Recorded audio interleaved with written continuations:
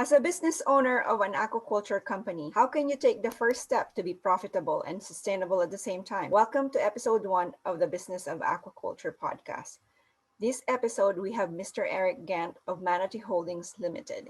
He has been an aquaculturist since 1988 and is an early adopter in subtidal ocean ranching. You will gain insights on how often in business, wisdom comes from good judgment comes from experience, and experience comes from bad judgment. So if you're on the brink of having to make a wise decision you're experiencing in your business or existing projects at the moment, you will learn a lot from this premier interview. Welcome, Mr. Gant. How are you doing? Very good. It's nice to be here. I would like for you to share with our audience how you got started in the aquaculture industry. Well, I actually started as a dive fisherman, not an aquaculturist. These are fisheries in which we use underwater divers in order to harvest gourmet foods from the sea, mostly geoduck clams, horse clams, sea cucumber, red and green urchins. At one point in the development of those fisheries, I became concerned that we were starting to over-harvest the stocks. And so I attended a meeting between the Department of Fisheries and Oceans biological managers and the board of directors of the Underwater Harvest Association. It was a formal debate in which the biological managers of DFO took the position that the natural recruitment rate was 1.2%, and the Fishermen's Association had hired a mathematician to take the position that the natural recruitment rate was 1.8%.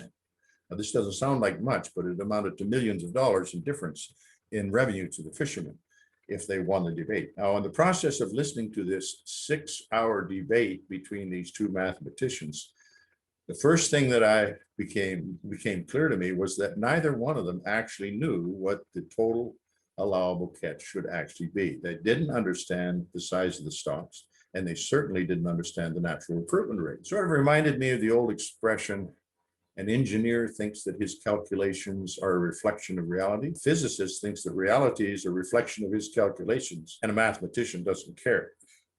So it became obvious to me that we needed to change the system of management of how we were harvesting from the ocean. I was reminded of a friend of mine who had gone into a small business as a tree farmer. He had bought a pair of Clydesdale horses, and he was selectively harvesting the best quality log he could find from the forest, from his tree farm, and maneuvering them out of the forest with a minimum amount of damage to sell them, and then planting 3 seedlings for every tree that he took out. To me, we needed to do something like this in the wild fishery, and that naturally led me towards aquaculture. Perfect. My second question is along the lines of the pros and cons of being in the aquaculture industry. I know you have other projects that you are also going into, but maybe give our audience a background on what's the best thing about aquaculture and maybe some of the disadvantages. Well, I'm a fundamentalist. So the 3 basic challenges you face in aquaculture is, first of all,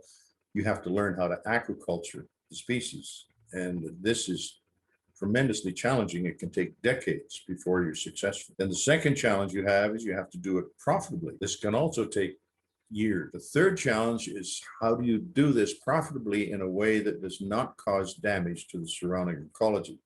I was raised as a hunter in a farming district, and I watched from the forest as farmers clear-cut huge areas of the natural ecology, totally destroying it in order to intensively monoculture one plant or animal for profits.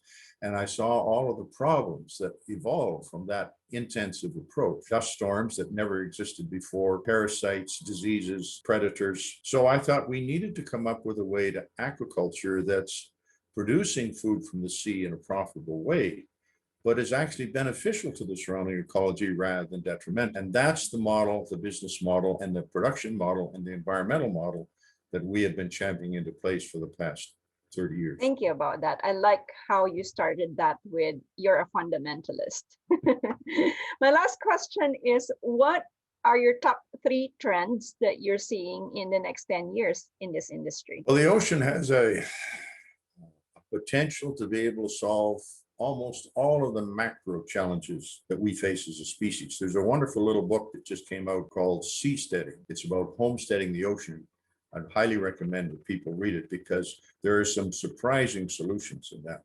that will help us deal with virtually everything except the population explosion, which of course we have to deal with ourselves by simply reducing the amount that we breed. A trend I see happening in the future is addressing a major challenge, which is referred to nowadays as bioaccumulation. This is where toxins move up in the food chain into a greater and greater concentration. It's very low down at the microalgae level from human nutrient runoff. But as you move up, they get concentrated in the flesh of the predators that feed at every level. So that at the top of the food chain, like tuna or salmon, the concentration is very high, whereas at the bottom of the food chain, like at microalgae level, it's very low. So the solution is a new type of aquaculture called algal culture. And this is where humans are culturing algae and then going through the challenge of turning that algae into tasteful and nutritious human food. Now, in the geoduck, we don't have to do all of that because the geoduck does it for us naturally. It is a species that I think is going to fall into favor far more than it has in the past because it does address this bioaccumulation problem very well. Now, the second trend is that we have to address the nutrient runoff from human occupation along our shorelines. This is creating an artificially high what they call planktonic blooms. Microalgae is feeding on these nutrients, and that's upsetting the natural ecology of the ocean. If we can plant hundreds of millions of geoduck clams, and each one grows to over 2 pounds a piece, and they feed naturally on this microalgae, it's going to help to bring the ocean's natural ecology back into balance. So this is another reason why I think you're going to see a massive increase in the aquaculture of species like geoduck clams. Now, the third trend is something that personally disturbs me, which is that most aquaculture products feed the rich. And the primary challenge we're facing as a species is how do we feed the poor? I like to think of the geoduck clam as the shmoo of the sea. Now, those of you who aren't old enough to remember Little Abner will have to look that up on the internet. It's SHMOO. He's a great little character, and the geoduck really does duplicate him. He can be presented to the marketplace in a multitude of different ways, just like the shmoo could turn himself into a pork chop or a steak, if that's what you wanted. And he's also very prolific, just as the shmoo was in virtually every frame of the comic strip. If we can produce them in a large manner on a massive scale, we're not only helping the environment, but we're also going to be able to help feed the poor because of economies of scale. I estimate that only 500 hectares is needed in aquaculture at a low density that fits into the natural ecology to produce as much geoduck clams as the entire fishery, which needs the whole of the coastline of BC, which is 30,000 kilometers. Now, judging based on my experience as a diver, I would estimate that there's well over 100,000 hectares of ground that could be used to produce aquaculture geoducks.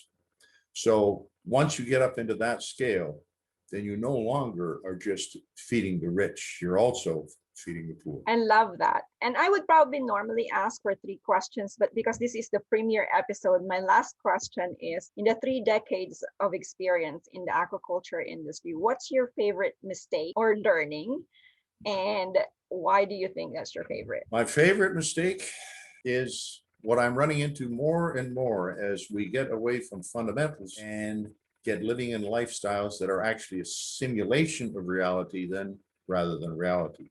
And it was the very first lesson that I learned when I was watching that mathematical debate. Intellectualizing based on mathematical model is no substitute for good judgment that's grounded in reality. And if you want to survive as a businessman, you better strive to remove from your own mind these false beliefs that saturate the existence of the human species. Well, thank you very much. My biggest takeaway from this premiere episode is when you were talking about feeding everybody, not just the rich, because geoduck is a premium brand, but also the poor. I love that, what you said about that. For the next episode, we'll have Tom Broadley, as I mentioned, who will be talking about how they expanded the aquaculture industry globally. Thank you, and I'll see you on the next episode. Bye for now.